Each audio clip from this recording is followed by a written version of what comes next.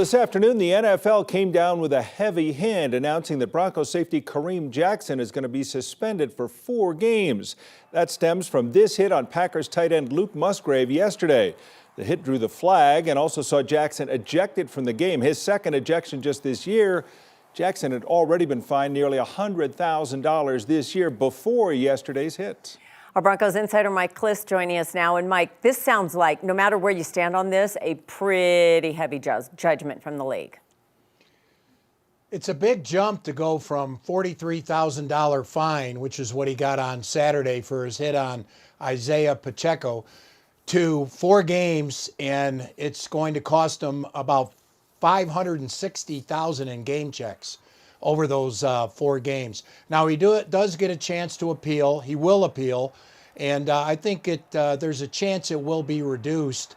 If not the game checks, maybe even a game or 2 off that. But still, I think it is incumbent on Kareem. You know, once you're in that system, like Sean Payton said yesterday, once you have priors, it's tough. It seems like the league is looking for you. And so it's incumbent upon Kareem Jackson to change his game. We've complimented how an 183-pound guy can lay down some of these big hits. And we've kind of admired some of these big hits that he's had in the past. But he's gotten higher with the hits, closer to the helmet area, and that's what the NFL doesn't want. He's had 5 infractions now. That's a lot. And he does, it is on Kareem Jackson to adjust his game. You're a young guy, but guys like me remember when Steve Atwater and Dennis Smith and John Lynch and these guys hit everybody like that, it seemed like, and that was part of the game back then. Yeah, they've clearly taken the helmet out of the game. I'm not sure if, the guys like Atwater and Lynch hit with their helmets maybe a couple times, but mostly they wore those big shoulder pads back in the days. And Kareem is launching with the shoulder pads, but sometimes when you launch with your shoulder pads and you're 35 years old and maybe you're a half step slow to the play, as Kareem may be, that helmet kind of comes into the play. So, yeah, you're right, but clearly the NFL is about safety. They had all these lawsuits against concussions from former players. Sure. And so the league had to take action. They had to make it safer. And the way to make it safer is to take the helmet out of the game, is how they're calling it. And Kareem has too much of his helmet in the game. So he has to make an adjustment if he's going to keep playing. At the very least, guys, even if he gets it reduced to 2 games, he's going to miss the Chiefs game this Sunday. Yeah. Then there's the bye, and he's going to miss the Buffalo Bills game on the other side of the bye. So those are 2 games when you're going to need them. P.J. Locke will have to step up as he did yesterday. We'll get more on this coming up when Mike visits with us at 5 o'clock. Today, though, was a Victory Monday out there for the Broncos, but a lot is being made of Sean Payton's demeanor after the win over Green Bay yesterday. It didn't seem like a happy guy. No, he didn't. In fact, yesterday he said after the game, his family and his close friends and relatives were all meeting at a sushi place. And he hates sushi, or he doesn't like sushi. So he's driving around this parking lot. He says he's a team guy. He'll go wherever the family wants. He's driving around the parking lot, and he's asking himself, why am I not happy? He just won the game. And so it's kind of that coach's mentality. They like perfection.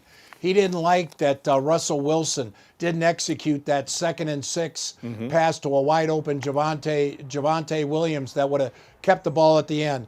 He didn't like that Vance Joseph's defense had to burn 2 timeouts because of a late substitution one time and only having 10 men on the field a second time. So, yeah, he didn't seem very happy. He directed some of that frustration on Vance Joseph, but I think some of that is Bill Parcells used to rip Sean Payton on the sidelines on those primetime games.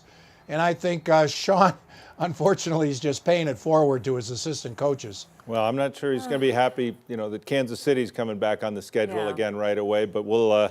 He should have gone with the tempura and sake. Just try That's always safe when you don't like sushi. Quasi-sushi choices. Mike, we will get a chance to talk more about the Chiefs as the week draws on, but thanks for joining us, and we'll talk about Kareem Jackson as well when we see it coming up on 9 News at 5 o'clock. Thanks. The Nuggets getting ready to raise their championship banner. The new City of Champions looking forward for a shot at yet another title.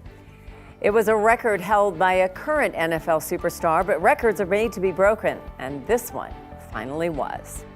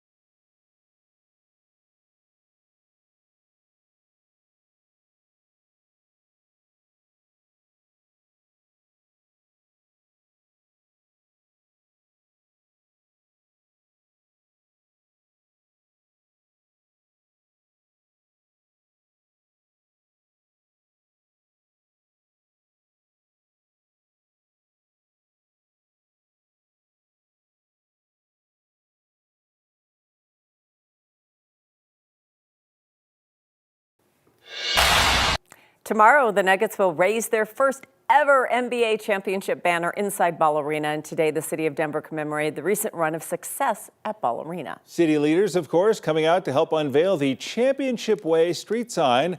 That's renaming that little portion of Wayzata Street across from Ball Arena. It's meant to honor the Nuggets and the Avs and the Mammoth, all who've won championships over just the past 2 years. Denver Mayor Mike Johnston revealed that championship pedigree is in fact one of a kind.